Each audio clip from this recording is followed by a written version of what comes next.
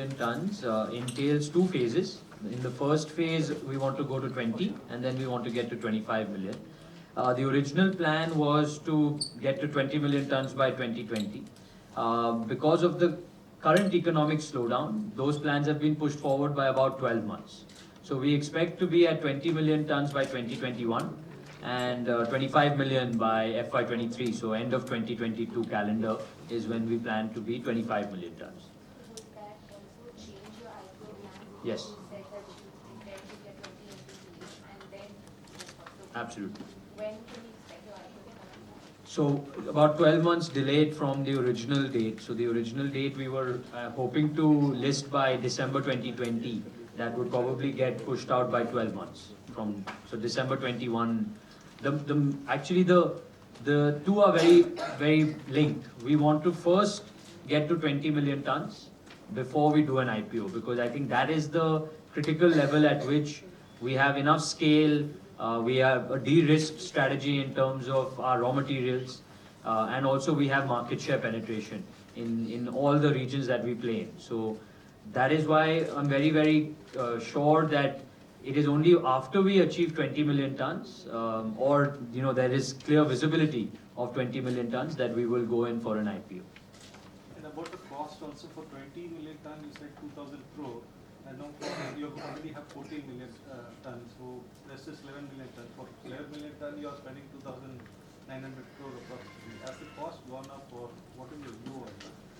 No, so the plan of getting to 20 million tons entailed mostly adding grinding units, which is why the investment was far lower than what we have announced today, because we were not very sure of the timing of Shiva Cement. Things have really progressed at a much quicker pace than we had anticipated, and obviously winning this, the mine, the Khatkurbal mine in the auction has really helped us.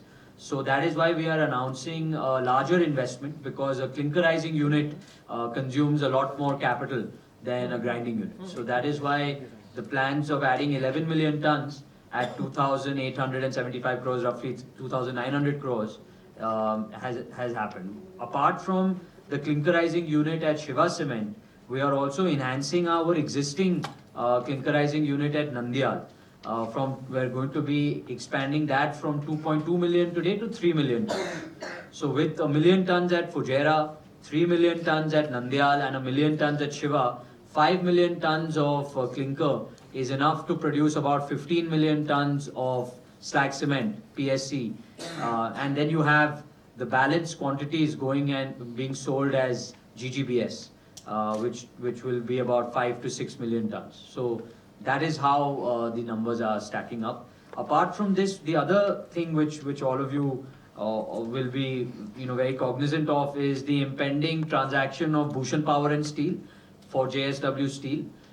That also gives us another 1 million tons of slag security in the east, which will become, once it becomes part of the JSW Group fold, that slag will become captive to JSW Cement. So all these things are a lot of moving pieces, but that's how it's resulted in this announcement today. So you will be putting a plant there near Bhushan Power? Shiva Cement is 80 kilometers from Bhushan Power and Steel.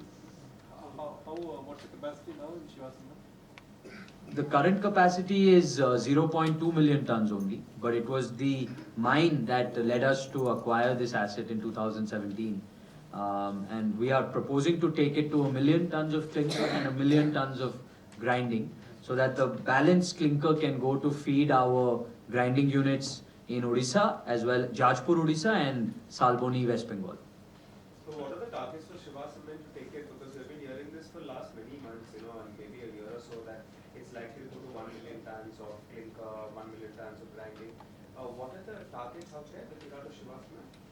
So Shiva Cement is exactly what I just said, 1 million tons of clinker and 1 million tons of grinding, both of which the project phase will commence in April of 2020, and it's a 24-month project. 24-month okay. Correct. So that's the plan. As you say, economic slowdown is going on. So how you are facing the current situation? What are the challenges and processes are you facing? And how you are going to solve it in the future? So there has been a significant slowdown in the demand for cement, especially in the south, and I think a huge part of that was due to the torrential rainfall that happened across many states in the south. Over the last, I mean, from the month of July all the way till October, the demand scenario was extremely muted. Cash situation in the market, credit crunch was also there.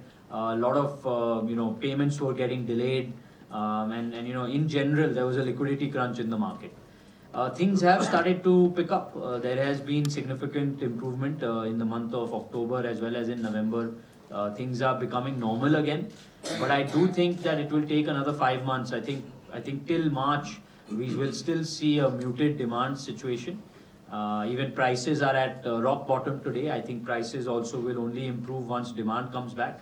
So I think everyone and all the well-capitalized companies have to tighten their belts and remain patient, because it's a matter of time before the economy rebounds. Government has already taken a slew of measures, and the effects of which we are starting to see now.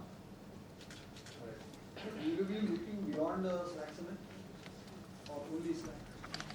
No, we produce slag cement, we produce composite cement also, but at our core, slag cement will always remain front and center. Yes, when we expand, to northern India after a few years, there are no steel plants, so there we will have to look at alternatives. But in the regions where we operate today, there is enough and plenty of slag available. Whether it's JSW, whether it's our competitors, Tata Steel or anybody, today we are sourcing slag from everywhere. Our unique selling point, or our unique point as a cement company, is our understanding of slag. And not only blast furnace slag, we understand LD slag, we understand AOD slag, and we are using various different types of slag in our manufacturing process. We are the only cement company in the world that also is part of a group that owns a steel company. So because of this synergy between steel and cement, we are incentivized to understand various types of slag. So for many companies, they only buy blast furnace slag, but we are buying all different types of slag, and due to our R&D and our technology, we are utilizing all of it. So that is what gives us a cost advantage. And which is why slag will remain front and center of our strategy going forward. So just